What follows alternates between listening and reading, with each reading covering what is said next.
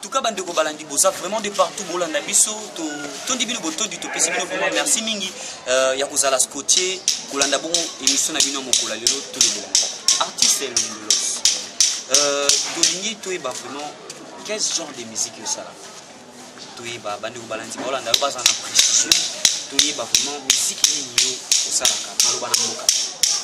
Ben en fait na connu na Congo comment Kinshasa déjà mot ya rumba. Malheureusement, Nazoki virus de l'enfance. Alors, Nazoki est un peu influencé dans la musique libanaise. Donc, Nazoki est un peu influencé dans le hip-hop.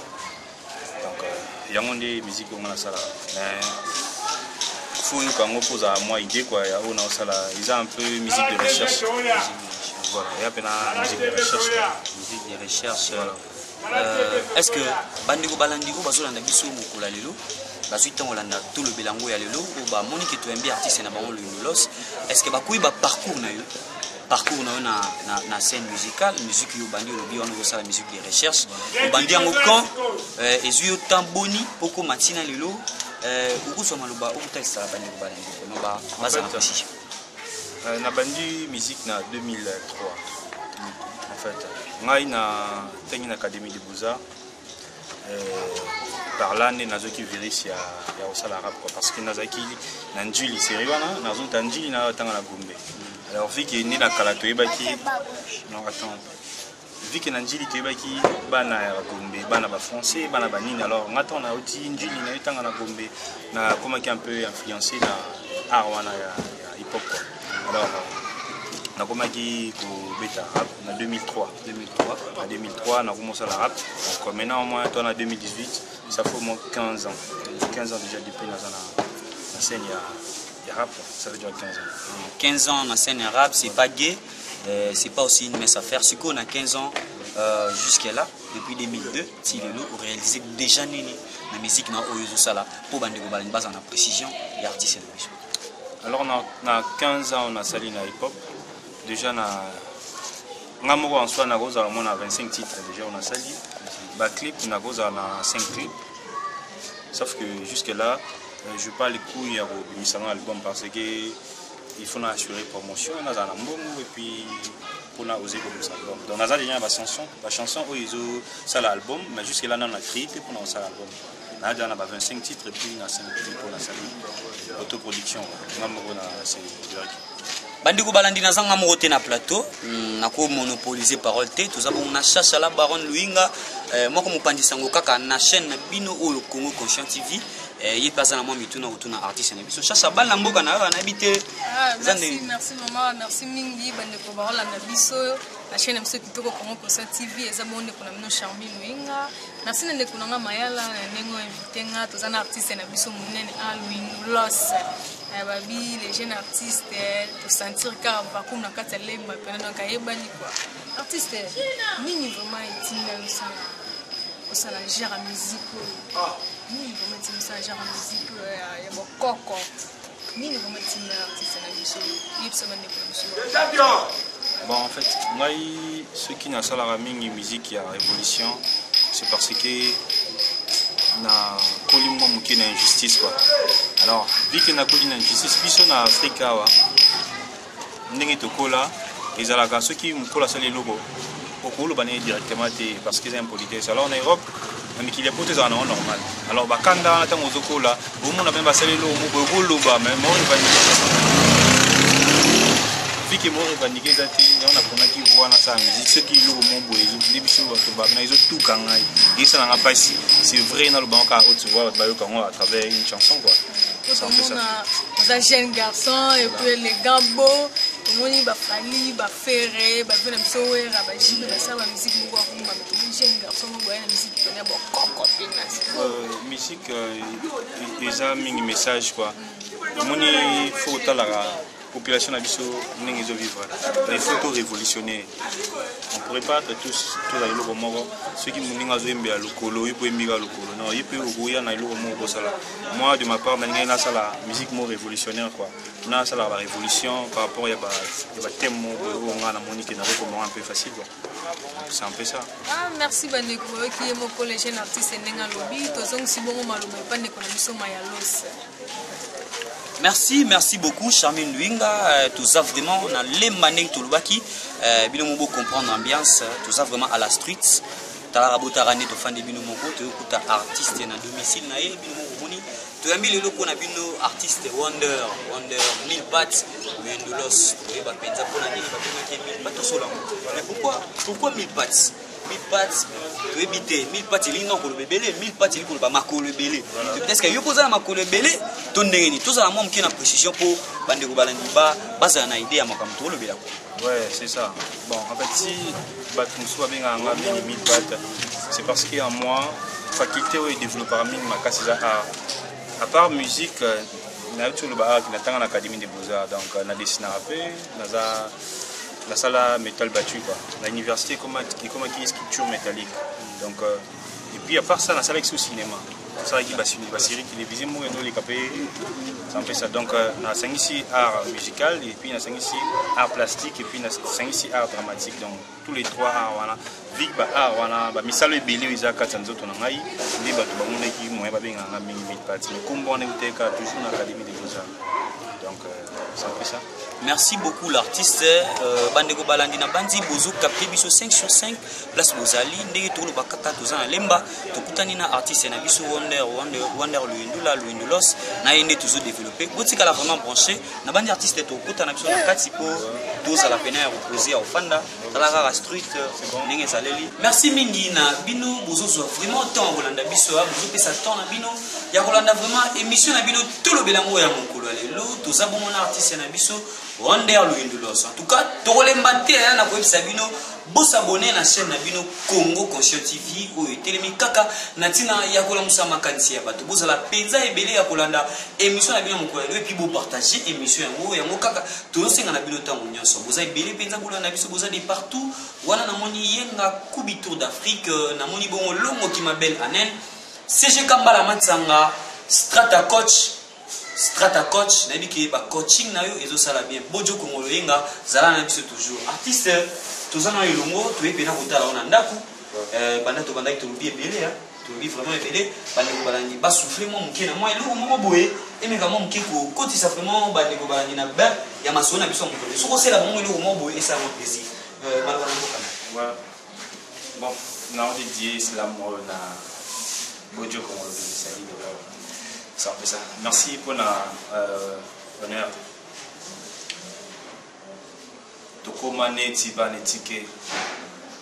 Bamasta bazo quitter pour bazo atatite. Omengwebele na mabele. Tout mon assez na batele. Est-ce que la réalité tout pesa masele. Olia na biso na pasi. Mite maison masasi. Kotanga kelasi. Tata ifwa sala makasi.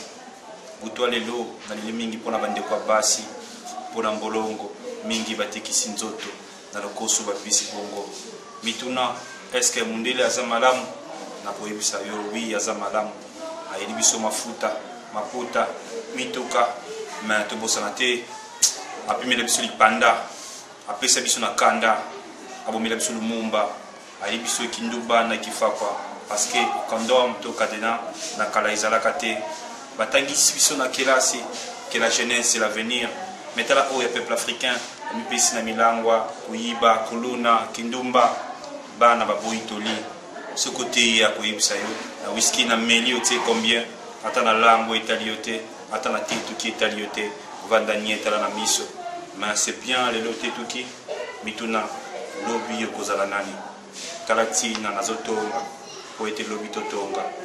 Donc c'est un peu ça donc moi beaucoup l'artiste en tout cas Bandeko Balandi boza scotché bozi ko kawana slam on est slam on est slam to ki slam artiste question bozala pona nini wimba bandi ba révolution est-ce que le banque ça côté uta ngoma mundele asali ça bien nini tina wimba bandi ba révolution non comme je l'ai dit auparavant ça a mis la canne d'injustice autour de mon Trump et en gros moni photo télémélango parce que surtout bang c'est mieux vaut être libre si tu n'es pas libre mieux vaut libre ou mourir c'est un peu ça pour l'engager c'est bien au lobelo que ça va passer donc faut vraiment na Rolanda Slam na yo artiste na Rolanda Slam na yo to qui besoin de la ligne d'injustice oui tout le monde est-ce que quoi c'est une injustice on a en cause pour bah ici il faut minito taquer cause car c'est fêté pour ça to taquer et fait to tika cause et bando se répéter kaka alors pour na to taquer cause donc on a tout ni nani penza à la base il y a une injustice sur ce monde mal bana mokana. OK je dirais quelque chose de belé baotala nga nabi ki na ba Canada na ba koto baotala omoni Congo muto bongisango ils ont ni président actuellement ils ont ni bateau tout le monde a oyo ba aussi nga surtout voter bon ils sont en opposition ils ont la majorité muto bongisa Congo azate mais ça muto mo ko bongisa Congo ils ont yo muto tala nga ngai na sur place na baningo to zana ba chacun de nous n'a pas na y face à quelque chose pour la Congo tu vois un peu donc ata to zina ni o to kansa na so bati on a ça et l'autre pourquoi parce que le système est tardé libanda ils ont toujours l'homme blanc des motos imposés toujours indépendance mais toujours peine indépendance ils ont encore la combo qui toujours indépendance mais en réalité toujours monté parce que là c'est Hollanda politique il a photo que tout dans la mindele balobi boye na habité mkoni yo mona que non et Donald Trump a nous a décision mo boye abi que non té président Kabila lobi que na sala boyete non donc il y a monté là ça que non toujours a besoin d'indépendance juste là toujours dans la dépendance tout dépend toujours dans mindele donc pour l'engayer dans le bakaka jusque là tu dois toujours coloniser donc jusque là mindele va coloniser biso il faut aussi une vraie indépendance ça peut ça pour tous à libérer quoi faut aussi une vraie indépendance pour tous à la libérer Jean Siaseke Aba Isaac en direct de Tchubé Rolanda biso na ngamroté na plateau nazana chacha la bafana wazo changa poa sala mamuza la chacha na invité artiste na biso ouais artiste ngana tout na artiste slam mes amis slam mes amis bande boata la biso ba qu'est-ce que slam mes amis en fait slam mes amis musique mon pour beta maka ils ont quoi poésie ils ont musique mon pour beta maka bon ba ko ça justement mélodie mon pour ça là ba enchaînement ba mot et bima la son mo bien quoi moi particulièrement là ça vraiment ça merde à 100%. Moi je suis plus rappeur que slammer la première chose à slam de il y a une fois un ami qui la gang c'est que je salue c'est un bon slammer il me tapé ça la virus wana il y a ça slam pour ne pas force aux allons muibi pour comment muibi je me souviens bien ça ngai na festival ya slammer là qui na al de la Gombe alors ton qui kuna na kuti ba ça slam mais il faisait ça en français mais je me suis dit bateau bazolo parole à kitoko boy ezobé balanka na français boy bateau bazolo kamoté apparemment mais pourquoi pas ngai na sala on a lingala siko. Alors j'avais essayé ça, je me souviens bien que qui Baslamé en 24, ils étaient en pleine émission, Baslam en français, on a qui na slam na lingala, on a comment qui na beti boy, tout le monde appelé ba benga non mon il faut betango c'est bon boy. Wana zaki wa plutôt en moins précision. Qui na 24. Quand ngo balani pas en précision ya oyo to loba, pour ça la moins exposition ya makambo zaki wa qui na 24. Donc tant ba bense ba fille, zaki journée de la femme, mais bense ba fille mo Baslam. Donc ba beta qui Baslam na bango même. En tout cas, on a une exception quoi. Na sala muscu dans l'ingala. Je crois ceux qui m'ont capinés arabiens, je crois naza premier rappeur au asali islam dans l'ingala. Tu vois. Mais islam mingi naibi ba grand corps malade en France. Je connais pas trop d'islam, c'est qui n'a pas yekima et puis bah qui la gang c'est comme j'avais dit donc il y a un peu pas mal de gens basés belé mais sauf que naza mingi côté rap, na côté kana monde na bango. Donc c'est un peu ça. Merci artiste tout le monde a bénéfice nominés tout le monde a sauté peut-être concerne na al de la Gombe peut-être ba kana poto na groupe o ba sala ki bo ba mais artiste bénéfice nous a nini vraiment na musique nous ça la biso. OK en tout cas je vais profiter à la télé dire d'abord na rendre hommage na Papa Wemba le Koro donc lui c'est un père donc bisto koli en musique à vivre la musique. Alors, bénéfice dans les années. Alors, moi, idole dans les années, papa, musicalement. Peut-être que confusion, non, ça là, hip-hop, mais idole dans les années, papa. Pourquoi je dis ça? Parce qu'il y a une idéologie. Musique, mini, non, ça là, on a pour la bon côté. Pour la musique, ça le rôle là. Mon livre va passer à battre. C'est vrai qu'il va avoir un bon. mais premièrement ils ont une vocation à Salango pour la parce qu'à travers la musique au théâtre, à travers la musique, donc puisqu'on a évangélisé à partir de la musique, évangéliser, il y a des bagages qui non, ndeko nzambe azabo non, si on a déjà causé la thé, salsa moninga na yo, salabo, on a évangélisé. Maman ça la musique n'a pas la bonne. Donc bon monde est voyant la cime, bon on est fait la mangaï. Donc bénéfice en les arts ceux qui montent, qui disent mon mangaï supposons causer la thé, changer façon de vivre là et ma pour la bénéfice en moi. Parce qu'à part musique, nous avons un blog qui est on a chaque espoir, on a des musiques donc on peut rattraper la musique, mais nous avons monté pour la musique. On a monté et on détourner mission. On a besoin de la vie, nous avons apprécier, tout le monde a comme moi, ça bien à vie solution. C'est un peu ça. À part ça, bénéfice en Isaac ceux qui battent avec qui l'on a passé pile dans la tête de l'objectif. C'est un peu ça. Merci artiste, merci bonne négociation la chaîne Kitoko comment pour TV. Merci la petite motte na maman chérie Charlotte Pemba. Sans oublier mon papa Paul Matoumon, ma famille Matoumon a trop ban na Bumbu ban na Selemba ban na Gal au moment qu'on a vu le Charmé Luinga.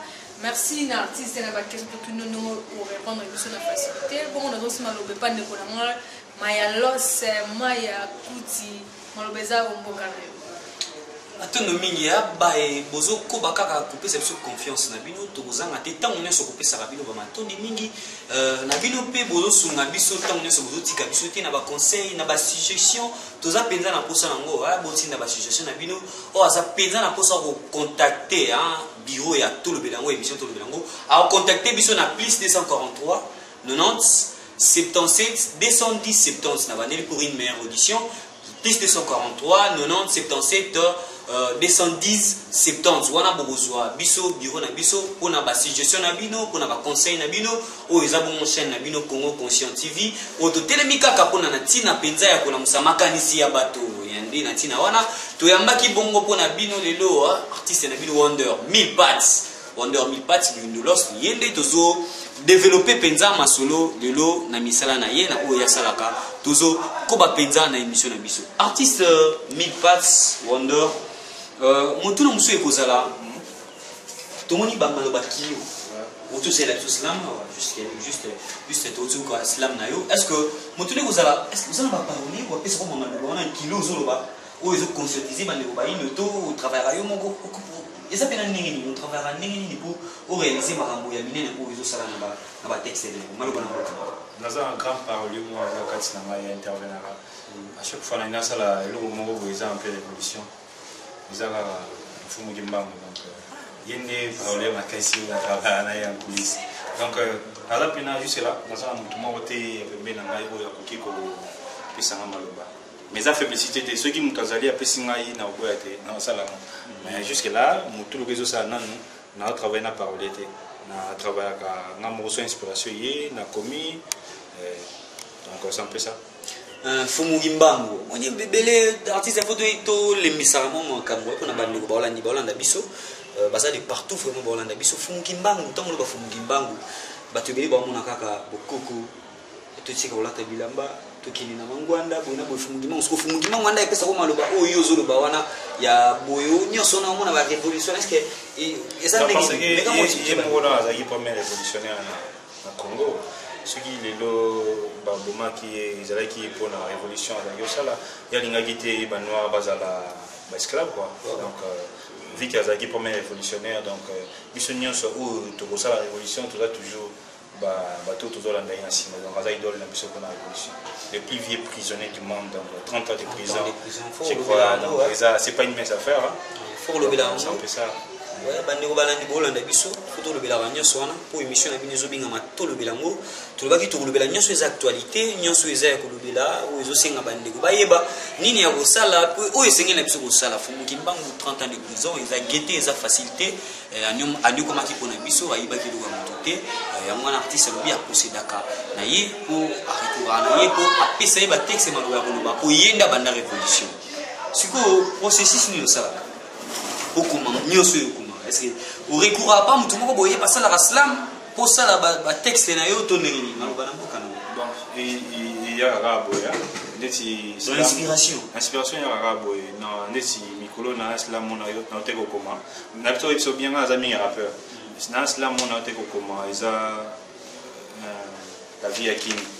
La vie à Kin, na kati la vie à Kin, toko retenir nini. Na kati la vie à Kin na zolo bela kaka réalité nini obiso to mona na Kisasa. Moni batem nga emo boiza sala pasi emo boyo kinzembo ya bande na biso ba o ba auto ebi na Congo ba grand musicien. Mona équipe na album de face A tu face B mtembilka bolingo. Mona pe bolingo ngazo imbela kana forme moko kaka dans chéri sala boye to yebisi to yuka ki déjà vie ki nganda imba kiango o amso imba kiango mais mais bah excusez-moi quand tu m'as battu artiste bah musique on a eu boya wana ezo pesa ba on ba renommé et ceux na kolo beki ezo poussa ba musique ezo même ba on a ba contrat minene yo peut-être fallo se focaliser la musique wana ou ba so ketu ou benda ba ndeko ba jeune na fokosa ya mbetu mais mi pesi na kosa ya mbetu te okika na hôtel baninga eza peza ndenge côté en fait chacun de nous a la mission na moni tant ko kilama tinda magate ke pona kabu et pona boy donc mutu azana but na moi yaki même si ndé de botama na ba famille mutu azana rôle na moi ya basana famille nzamba kilio tamsu apesi touche mon boy yo ndé changer le monde donc na posa la gate ona mona yi kuna nga pina sala te fundi na sala o ka nga indi na yibi ko sala ya na posa donc pona ngai musique ezaka te baté mes ebele ko yimbela nzete ko yimbela donc oui mais la nyonso ils ont mokili à part oui mais la ra moi si c'est vrai qu'il y a un monde peu ça section mingi parce qu'ils a eloko ils a même défendu qu'on louer parce que même la Bible et ça a dit que tout ce qui respire loue l'Éternel. Donc quand tu es en train de louer une femme pour la maille déjà la moni comme d'Amabé alors que moni eloko ils a pour moi kasi ngana ça débat mingi va passer là moi sur musique profonde na musique religieuse moni apparemment l'ipso ça musique pour na batu mususu ba mona ka muta satana donc parce que pour na batu mususu conception ça ka non avant ça musique faut ou louer kara donc ou louer nzambe ningi bible commis alors qu'il y a une différence entre louer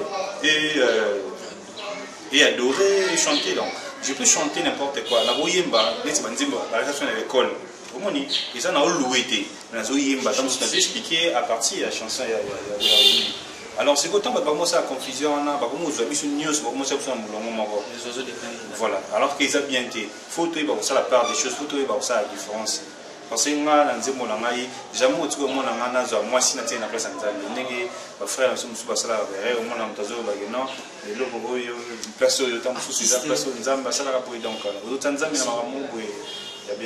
Merci bandeko balandi boza vraiment scotché tozo sepela ndenge bozo landa chaîne na bino puis bozo linga chaîne na bino Congo Conscient TV boza de partout namoni mama Elise Mayala mwana oyeyo papa Steve Mayala ngai mwana toujours pour continuer de consommer pour s'abonner toujours na chaîne na bino Congo Conscient TV ya moni to senga bino boza de partout bozo landa bino bozo landa biso pardon merci beaucoup artiste slam et bandiwa nana bandi pena slam nana pesi goût bino nyasu kuta na mulongo wana na ozo makala maloba na ngai je connais pas trop sur slam quoi naibi trop sur slam te donc naibi mingi sur rap donc ceux qui te go tout na la question sur rap donc pour moi ça plus rappeur que slammer c'est un peu ça donc slam ils aillent au mot pour na sala qui pour la monnaie ba to ça la mot français moi je fais le contraire na salon à lingala bon ceux qui sur rap c'est que sur rap na habité ndeko na Charmine pazawana na rotika e indifférente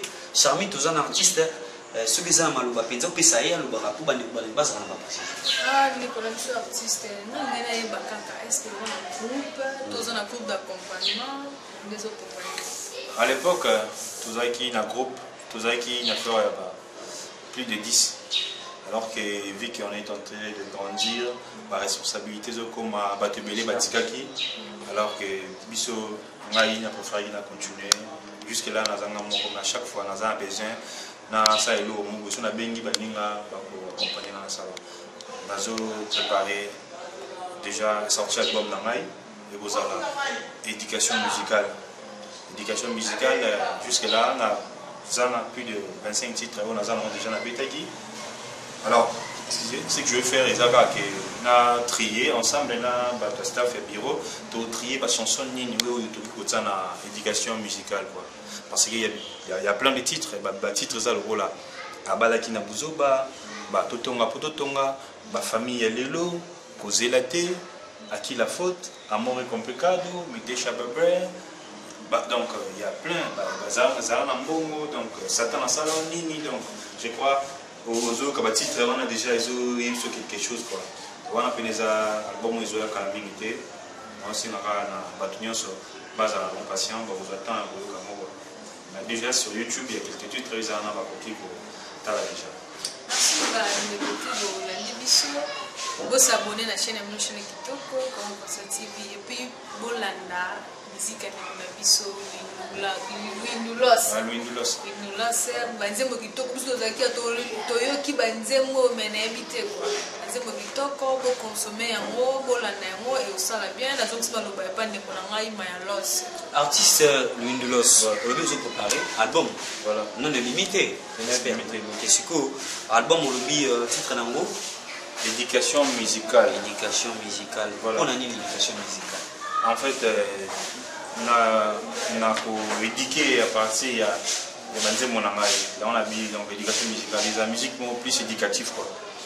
Éducation musicale. Est-ce que tu crois que l'eau manque? On a bandé balani moi tout souffler mon qui tout le monde mini. Tout mais comment qui au paiement l'eau on a eu.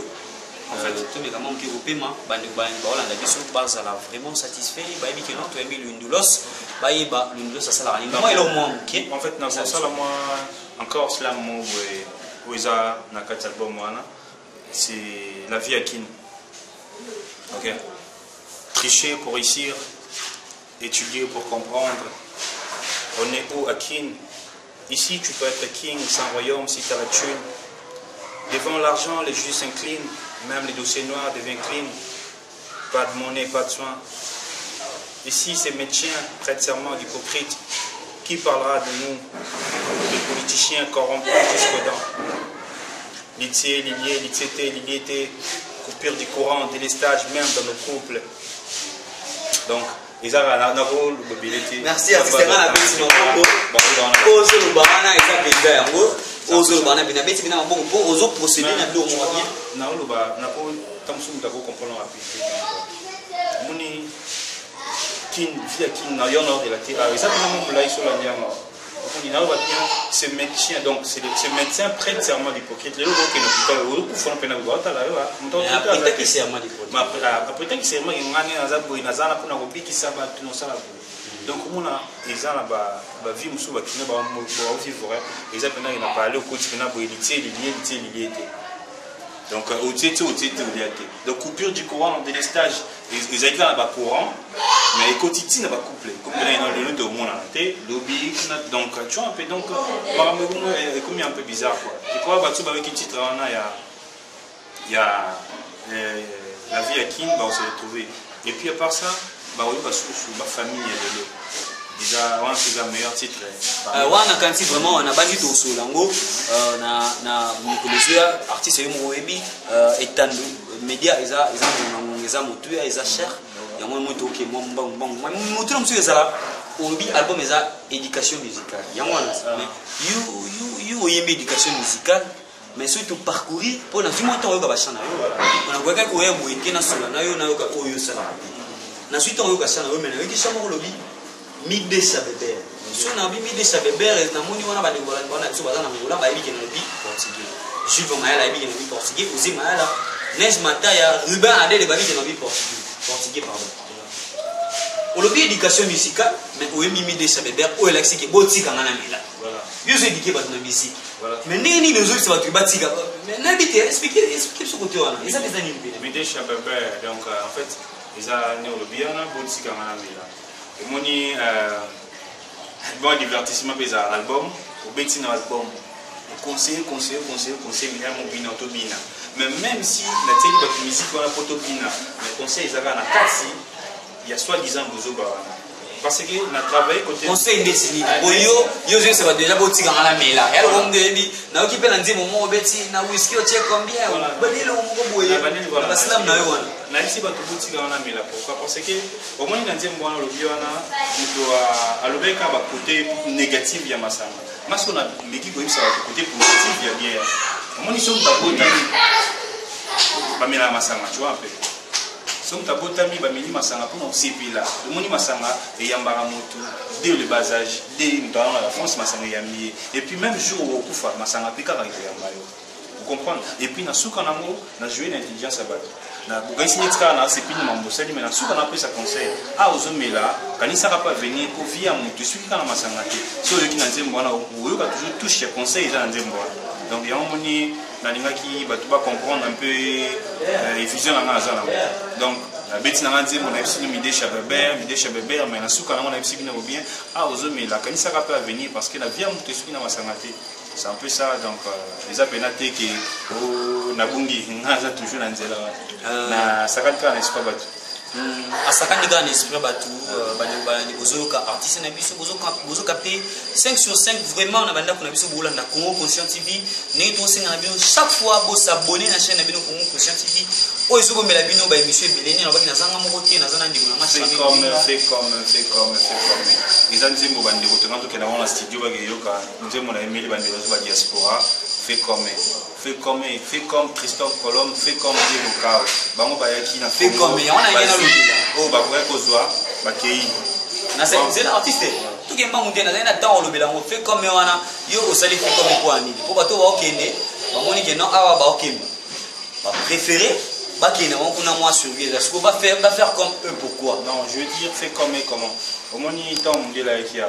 aswe ki kwa kwa kozwa après on n'y pas naïe donc on va passer la année sur la suite ou ba kozwa place baza kuna baya ka toujours ko investir na Congo parce que ceux qui Portugal et Tongamaki ils apprennent en bon Angola ceux qui Belgique et Tongamaki ils apprennent en bon Congo belge donc mbongo bazoki awa ina autant la ce qu'on fait comme biso mbongo tozo en France tozo en Canada faut tout yandi kutunga parce que pas na yo ils pas na yo tu vois un peu donc je crois na rap dans le bas la France gère le Congo, la Libye, le Sénégal fier d'être trop faible avec tant de richesse on est fier d'être faible avec tant de richesse on a presque tout mais tout ça fier mais tout préféré na biso ko quitter mboka na biso pour non kini ko pas alors que tout ça nyoso ils ont embêté mais ceux qui nous suivent yama mabele na yo investi ceux qui yo moko donc so mona ka ngamo baninga batsate to ko ya temps eza idée ya batunyo surtout batunyo so comme na idée ensuite na vie funa zo ma toujours na mboka to ko derrière temps caméra na simabilili NK Pro li kasa li Kemba et on appelle BNMK image quand on a que pour ça la sim que notre au de la mingi mais justice wana na éviter mais tout le monde actualité mboka na biso toujours qui réserve l'élection mboka na biso opposition na majorité sur le Canada mbilinga eza vraiment na kati mboka na biso mais eza ka ntango oyo poni oyo ba vérité bele ce ko bani penza pour na ndenge toujours qui na élection to pour na mkonza mboka autant ça mboka malamu et puis yo na temps wana ka oyo na ba vérité na yo ko bani penza place pour na ngai ndenge na te boye salo ke mutabungso mbogo ya président moko ta ko bungsa Congo azate na dans abota matepa ozana te mutako bungsa Congo izaka ngana yo soki to tenemi to te conscience en place nyoso ngana ozana bike na oyiba te na ozana souci ninga na ngai parce que ce que ozana souci il y a conserver muninga ou un peu ozana souci à servir donc chacun de nous a se prendre en charge a la volonté au Sumamboka donc ndé au mona que changement est aux alors donc ils en ont noté que non ceux qui de côté fulani ndé a changer Congo comment vous a changé bon Congo vous a changé ceux qui ont tout décidé pour tout Sumamboka dès qu'on vous a changé même si tu changé 80 présidents tant que changement de mentalité ils a été aux arabes mentalité la biso battu wana wibi au mona mutu baza licencié tant son économie mais bati wana gérer mboka boye akoisi bidja mboka wapi ba diplôme na licence otanga ki économie mais mona mama mo atika eka nguba na point banda bumo nguba na ka bibi ko so ya nguba apolisi na bana tension na bana classe mais yo na ba diplôme na licence ba biso mo ebela Congo mulia moto na poche donc kibo moto par là je veux dire quoi il y a des gens qui sont des handicapés mentaux. Tout le monde a dit que non, il y a des gens au monde qui ont costume, mais c'est un handicapé mental. Tout n'a et ça vient te ba routier état gérer mboka moni donc faut tout y ba pour ça la part des choses tout y ba na oyo kolanda ba français ou ba même pas français ni mboka au moins on tolo ba français be il est wana mais en réalité ça l'aventure sco artiste état que congolais toi aussi c'est un peu émission la émission avec NK3 il a mingi ça c'est ma caméra émission bina makasi donc émission yimbi mais na pas la soukate aux parler na yo to dit que tu auto beta masolo éducation musicale na politique non le bila et toya sous deuxième fois to sur la masolo éducation musicale to sur la politique on a moni ozana moi faible côté wana et ça la bien mais pour aussi ça fait émission na biso état que congolais tout le monde a congolais au la micro au ça peine à s'abonner la chaîne de Congo Conscient TV au ça va partager vidéo bazolanda lelo au ça va et puis va consommer et puis étant que congolais au le banni émission lelo pour la nyonso to soli lelo et puis pour la conscientiser pour comment chaîne na biso Congo Conscient TV pour les conscientiser bato pour les olamsa bato yo ko le banni pour l'émission na biso. Ok, en fait, parole na ngai bozalaka en tout cas merci na bande ko Congo Conscient TV na ndenge ba ya minga na émission na bango en tout cas c'est un honneur pour moi et là on a aussi na bana ba congolais nyonso ba s'abonner na chaîne parce que na boyoka ba chaîne eza ozo ba ça un plus na mutu na yo et ils a bien parce que mutu aza toujours na besoin de connaissance quoi. Alors et là on a une série na bato nyonso ba besoin ba contacter ngai ici WhatsApp et puis sur internet sur Facebook naza sur taper Wonder Luindo là au monde ngai wana sur na WhatsApp je crois en fait toi on a Facebook après tu vois numéro toutefois autoni bande boya Conscient TV wana ndé ko et vous allez bien mais la pesi mbote na bodio Congolo la pesi mbote na bande nyonso au batala ngai boza tellement belé na koki ko pesa mbote na merci ça monter et puis gros bisous à toi Marraine, je t'aime beaucoup, plein de bonnes choses à toi. Ça là va dédicace au coup ça là. Et puis bientôt là je crois il y aura plus une opportunité pour jouer à Bilo sur Louis Ndolos. Donc sur Louis Ndolos on a une opportunité na YouTube pour jouer à Bilo sur Louis Ndolos. Na 6 albums na ça qui clip et puis na font la chaîne ba mo wana kombona mais quand on a kombona Louis Ndolos au talent prochainement na kombona na YouTube mais momentanément c'est au petit 1000 pattes Wonder au talent moi qui équipe aux 1000 en chiffre Wonder 1000 pattes Wonder au talent na YouTube. Merci, merci beaucoup. On a bino besoin qui vraiment ton la biso no baki na zanga mobote na plateau. Charmi Luinga to sisi émission na biso. Moi le basuka pour la bazanda kiyo bazali partout yo mo yebi. Leo to sala on. Le basuka vraiment exacté parce que tous en envie. Bon le basuka pour l'émission na biso lelo. Merci na artiste na biso et même sur la merci. Merci beaucoup. Merci bande ko to voilà partout au monde. Ba tout voilà na biso na Congo Kinshasa. Mais là bino a trop ba na pesimote na mais ça, Joto Penya, Yanga Yakati, na bosso de sans oublier, Moutanga Yakati, Afimi Komakoti, Sali Tozana quoi. Petit Nanga Benitez Moude, Yayo Yamoyo, na to clôturer les lots, na possible de gros bisous, je vous aime vraiment.